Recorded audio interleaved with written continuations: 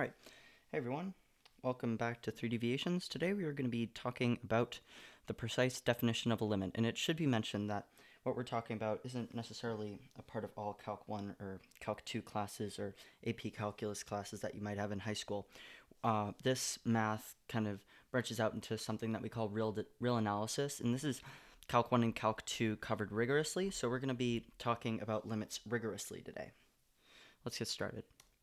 So the proof that we're going to be dealing with is called Epsilon Delta. So what is Epsilon Delta?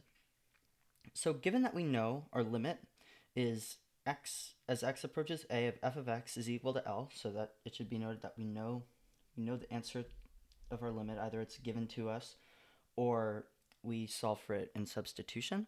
So if for every epsilon greater than 0 there is a delta greater than 0, such that if 0 is less than the absolute value of x minus a is less than delta, then the absolute value of f of x minus L is less than epsilon. So if that didn't make much sense, we can take a peek at the graph. So here we go. Here we have our quadratic. I'm just going to use a simple quadratic for this example. And we're bounding our function here. That's what those white lines are. We have our distances delta and epsilon, as well as our points a and L for our components of our limit ordered pair. So we have our distances delta here and here, and then here and here. And we're going to use those to define our proof. Let's do an example.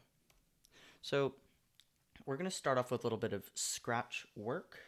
So we're going to begin our proof like this, and then we'll do it more elegantly later. So we're going to prove that the limit as x approaches 5 of x squared minus x minus 6 is equal to the value of 14. So to do this, we're going to start with making our inequalities. So 0 is less than the absolute value of x minus 5 is less than delta.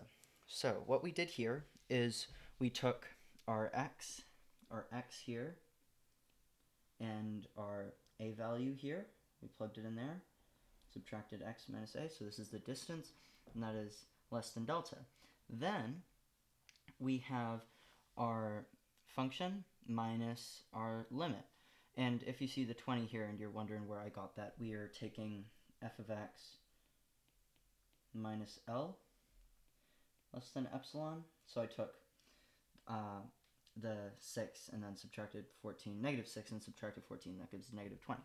So minus 20 is less than epsilon. Now, after that, we are going to try to make our epsilon inequality look a little bit more like our delta inequality. So to do that, we are going to factor our epsilon inequality here. We're going to factor this, and that is going to give the absolute value of x plus 4 times the absolute value of x minus 5 is less than epsilon. And then we can isolate x minus 5, or the absolute value of x minus 5, so that we get the absolute value of x minus 5 is less than epsilon over the absolute value of x plus 4. After this, to make our relation between epsilon and delta, we are going to take this inequality, negative 1 is less than x minus 5 is less than 1, and we are going to add 9 to both sides so that we get x plus 4. So we are going to consolidate this inequality by just writing the absolute value of x plus 4 is less than 10. So now we can get a nice consolidated relation and a nice consolidated definition for epsilon and a nice inequality. So then we will have the absolute value of x minus 5 is less than epsilon over 10. Now we are going to choose delta, so we're going to have delta equal the minimum of 1 or epsilon over 10, and that is going to be epsilon over 10 is less than 1.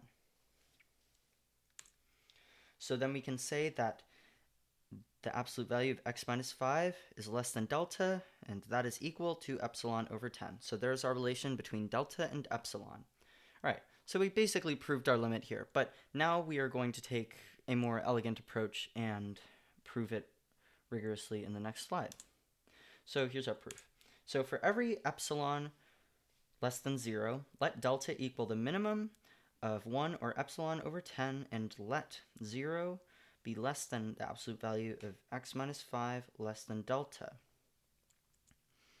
So now we have the absolute value of f of x minus L is equal to the absolute value of x squared minus x minus 6 minus 14 is equal to the absolute value of x plus 4 times the absolute value of x minus 5 is less than delta times 10 or epsilon.